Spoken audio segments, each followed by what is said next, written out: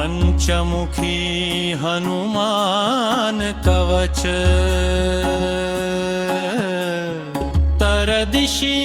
कपिमुखं सर्वसिद्धिप्रदायकं पूर्वदिशि गरुडमुखं सर्वविघ्नविनाशकं दक्षिणे नरसिंहमुखं भयदुःखनिवारं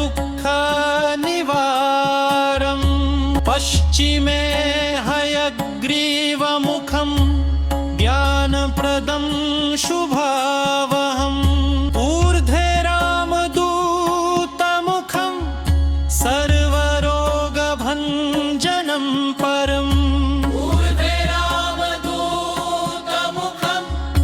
सर्वरोगभञ्जनं